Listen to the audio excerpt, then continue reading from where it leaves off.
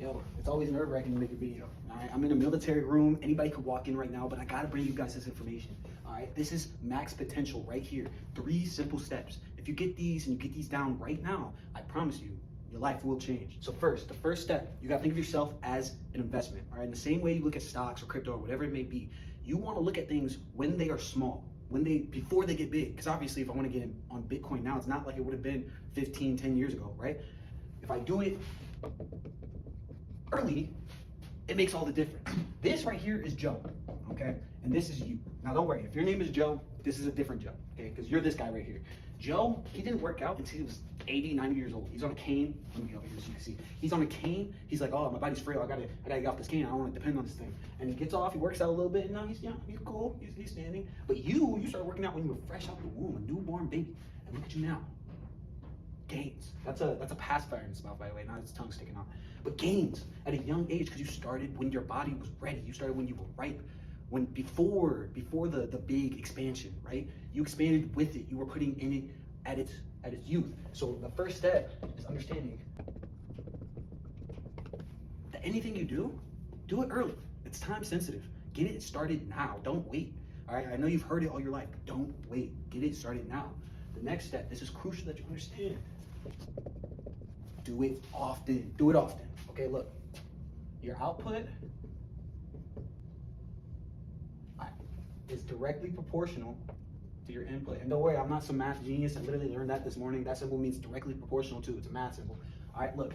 This guy right here, Joe again. This is Joe, and he's probably like in his 30s or something. He's trying to break through this wall. We're all trying to break through the wall, right? The wall is poverty or complacency or obesity, whatever it may be. You have a wall, right? He's trying to break through this wall. And what Joe's doing is he's going and he's getting some water. You know, maybe that's some motivation, whatever it may be. He's getting some water and he's splashing it on this wall. Every so often, he's just splashing it on his wall, expecting to break through. All right, that's not gonna work. Eventually, with enough time, it would, but maybe Joe doesn't have enough time. Okay, you on the other hand, you grab a fire hose. You grab a fire hose. Look at this face. You're devious with it. You're pointing that hose at the wall and you're blasting it. Okay, this is not like some wall made of obsidian or something. This is drywall. It's like plaster. You're gonna get through this thing quickly, way quicker than this guy, because you're doing it often. It's called consistency. Consistent. I'm just gonna write it that way so I don't bleed into this section. Consistency. That water's consistently blasting this wall, while this one is just periodically. All right. The more often you place something into an investment, let's say you're putting money in every week versus somebody who's just doing it every year, like once a year. All right.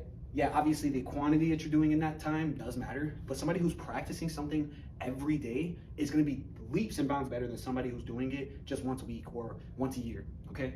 If you're doing it often, you're going to make progress. Consistency is key. You've heard it all your life. All right. This next one right here.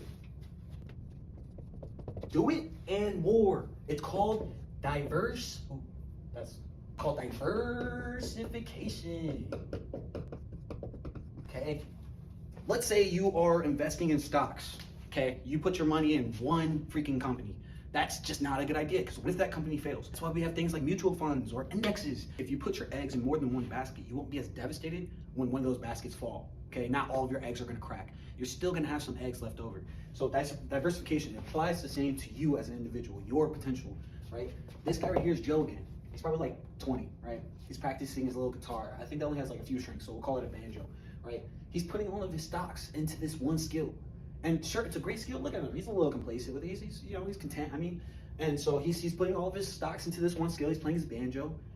But that ultimately is not going to be as valuable as you, who's a master of piano, singing, drums, and guitar. Have you ever seen those movie stars where they can sing, dance, act, and like play instruments? They're going to get a role more likely than just the guy that can play a guitar, right? Because they have more skills. So it's the same thing with yourself. Now, this right here, you have to be careful. And you have to be careful with all of these because there's caveats to it. You have to be smart. There is such thing as too much diversification. If I'm trying to learn a million skills every day and I'm not spending enough time on one of them, then I'm not really gonna get good at any of these, right? So you have to be smart with how many things you're putting in your hands, like how heavy you're loading yourself, all right? You can't do too much.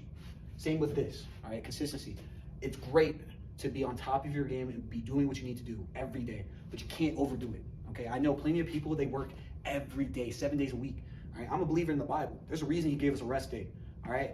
You need to rest as well as be consistent. But be consistent with everything you do. Be consistent with your rest. Be consistent with your work, all of it, right?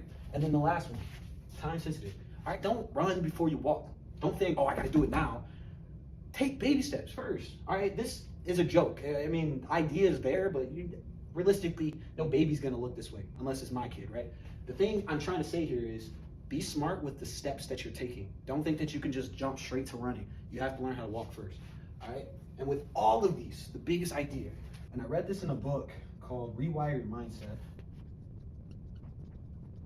He says, show me your habits, and I will show you your future. National anthem going off.